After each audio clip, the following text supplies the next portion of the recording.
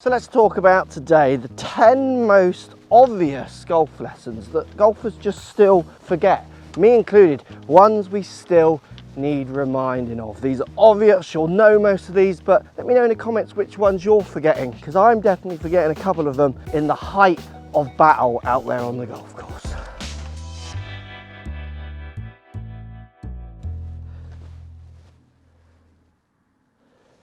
Number one. Let's start with a swing tip that I still hear to this day.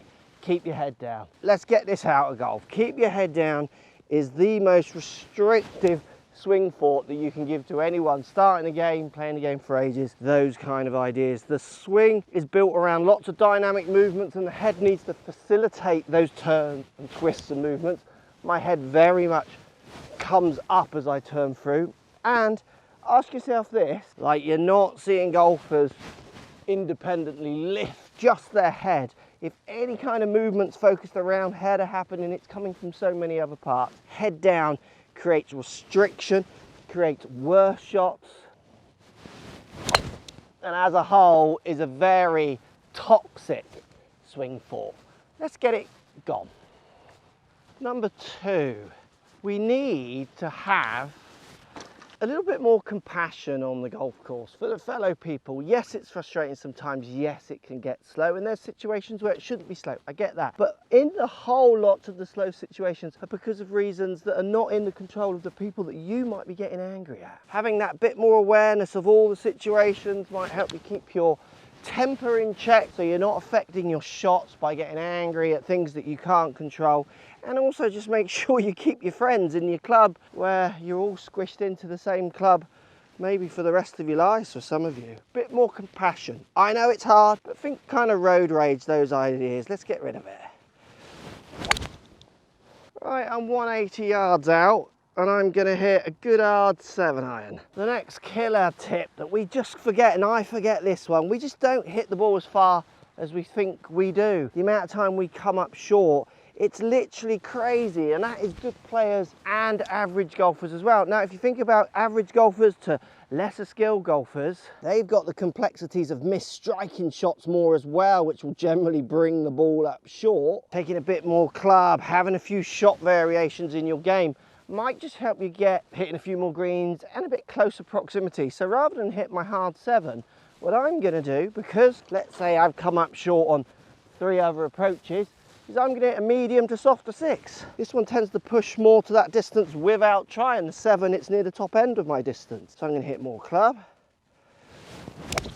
slightly softer action, and just try and chuck it in there. Trying to hit a little bit more club, having a few variations of shots might help you hit a few more targets. We don't hit it as far as we think we do. I could do this lesson every day, I reckon. And even I get it wrong still now. Pitch marks, let's repair them. Let's remember, let's not go on the golf course without some kind of pitchfork repairer. Oh, anyone will do, it doesn't need to be a master's one. But let's look out for our pitch marks and repair one other. It's so common, and be honest with yourselves, we've all done it. You're angry, you hit a shot, it kind of hits a green, kicks off.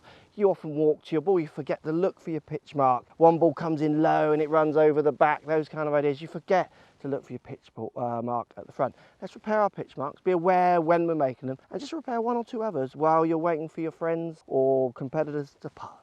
We've all got to share these greens. Let's make the most of them. Next one, and we all forget this, like we totally forget this. Let's remember that golf lessons in the whole, from the right coach, I know all these ideas, but they work. They just help people. They make you focus. The amount of people I've given lessons to that I think, right, they're better, I think, because we've worked on some bits, but I also think they're better because you can see from the lesson, you kind of ignited some more excitement, some chances, opportunities to improve, some ideas of where they think they could take their golf, because they were stuck in ruts. And that's what happens in golf. We definitely get stuck in ruts. And sometimes it needs someone just to kick you out of that rut. And look, that's no different for good players. Good players are doing that all the time. Tour ranges, they have their coaches there.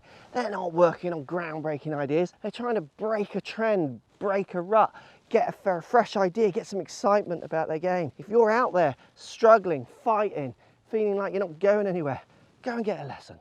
it might just inspire you to practice that bit harder, it pushes you on that bit more, and they might give you some ideas that help you with some movements that you might be struggling with.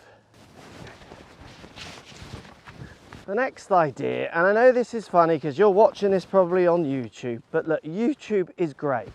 It gives great opportunities for pros to put voices out there and for people to get free ideas on how to improve their swing. Look, there's so much bad stuff though, is the trouble on YouTube. And the problem with that is then you start taking everyone's medicine. Watch YouTube, enjoy YouTube, learn as much as you can from YouTube. But again, seek professional advice when then applying those ideas. You can get in such a mess because unfortunately YouTube now is just a place where people are just trying to make money, and making money means that that's not about giving you the best content. It's not about that anymore. It's now about trying to find you and talk to you, and often you don't know what you need to talk about, hence you need help with lessons. YouTube is great, I love it, I love my channel, I love my audience, and I'm grateful for everyone who watches, but be careful. If you're going to apply something that affects your game, test it, see if it works. Go and seek professional advice before testing swing ideas, that kind of thing. Use YouTube in sync with a pro, would be my idea. 110 yards in, good drive, just a 52-degree wedge. I should chuck this in nice and close, make a birdie. Oh, stay right, stay right, stay right, get right. Oh, that's missed the green.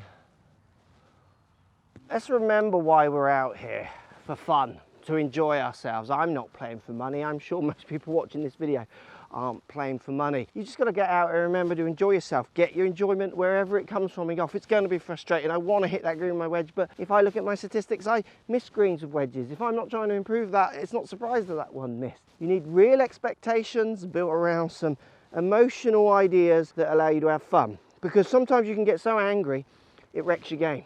It ruins your day. For some, it ruins the weekend. Come on, we're enjoying this, remember? Next one's really interesting. I think we need reminding this, and also some of you need to understand that you're allowed to do this, like you've got permission to do this. Don't be afraid to shout "Fore!" if you hit a ball that goes anywhere near another group, even sometimes into an area you think there might be another group, but even though you can kind of see there isn't, but there might be someone there. People would rather, if they're gonna get hit or nearly hit, which can really startle people, like makes them upset, if they're just force out, there's nothing you can do. You're allowed to play golf. You're allowed to hit bad shots. We hit them. Get into the habit of thinking if it's a should I or shouldn't I, that you shout it. We all forget it. I forget it. When I'm filming, we've done it because I'm concentrating on filming. I'm thinking, is that near a person? And you forget to shout because the ball's landed by the time you've made your decision.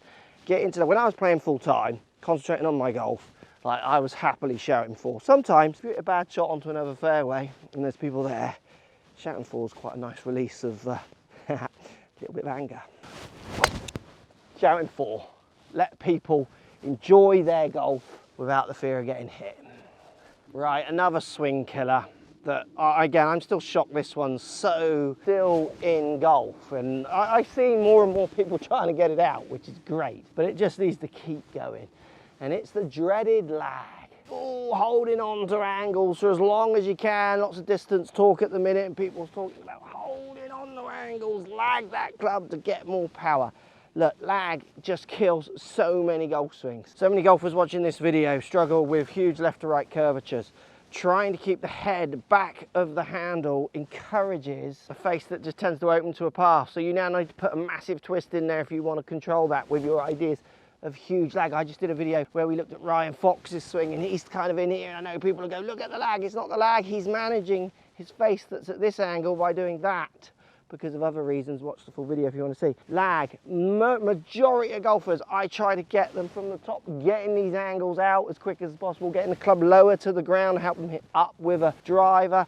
Even with an iron, getting the club lower a bit quicker gets it shallower at the bottom so they don't crash so much. Lag is something that, how did we ever go down this hole, this rabbit hole of doom for golfers? Let's climb out, forget lag. For anyone who's using extra lag ideas and playing well, keep doing it. Like, anything that works, keep doing it. But as the whole, I just see it killing golfers. And the last one, and this one is so important to keep remembering, such an important lesson for us, because there's so many people that will try and sell other ideas to us, but it's the idea of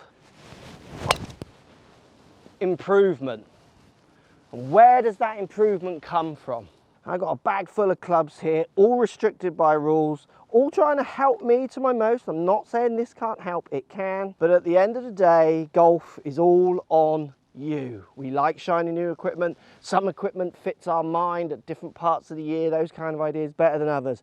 But at the end of the day, when it comes to golf improvement, look no further than yourself. We are marketed at so heavily to try the new driver, look at the new driver, the new irons, the new ball, the new bag, new glove, the tees, the rangefinders, the stats, everything.